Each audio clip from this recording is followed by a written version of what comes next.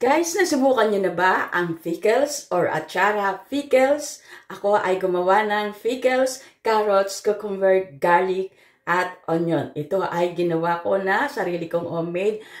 Lagi akong gumagawa nito guys dahil ito ay napakasarap sa prito, inihaw, at kahit anong ulam na gusto mo na iterno dito sa ating pickles. Napakasarap nito na pampalasa sa inihaw o prito. Tara na, subukan nyo na to. Ito na ang ating mga ingredients. May iniwa-hiwa natin yung pipino at carrots, sibuyas at bawang. At meron tayong nakareding 2 jar na paglalagyan natin ito. At abang tayo nagpapakulo ng hiniwa-hiwa kong luya at suka, pinapakulo na natin at saka asukal. Nakalimutan kong ipakita sa inyo. Ayusin ko na dito guys sa garapon ang ating pickles.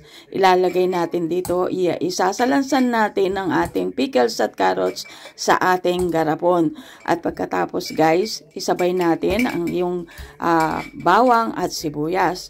At pinapakulo ko po guys ay yung 3 cup ng suka at saka 1 cup ng asukal. At sinama ko na yung iniwa-hiwa kong kalahating cup ng ginger guys, yung luya. At ayan guys, sinasalansan ko na ang ating pickles sa ating garapon. At kailangan guys, yung garapon natin ay malinis, syempre.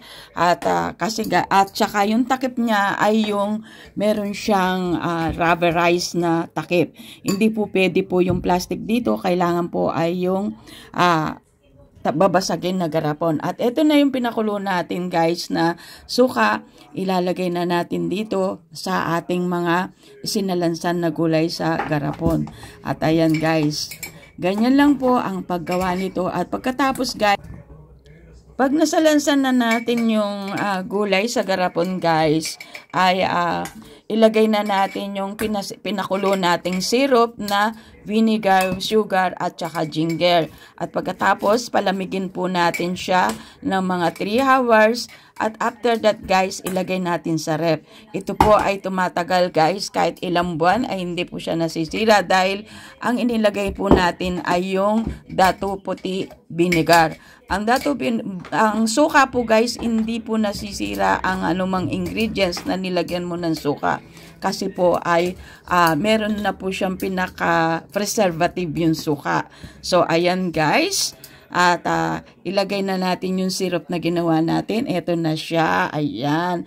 At pagkatapos nating nalagyan lahat yung syrup guys, ilagay na rin natin yung ginger. Kasi masarap din po yung nakalagay yung ginger dyan. At yan po ay meron na rin pong kumbaga healthy food na po yung ginawa natin pickles. Ito na siya guys. Ayan. Ito na ang ating ginawang pickles na cucumber and carrots. Gustong-gusto ko ito guys kasi masarap ito kapag tayo ay nagpiprito ng mga pwede rin fried chicken, pwede rin pork, roast pork, pwede rin sa nihaw na isda. At ito ay napakasarap na pampagana ng pagkain. Ito ang aking homemade pickles. Ayan. Try nyo guys at siguradong magugustuhan nyo ang ating masarap na carrots, cucumber pickles. Thank you for your watching. I love you all. If you're not subscribed my channel, please subscribe Erlinda 60 Mix Vlog. And thank you very much to all of you. God bless. Mama.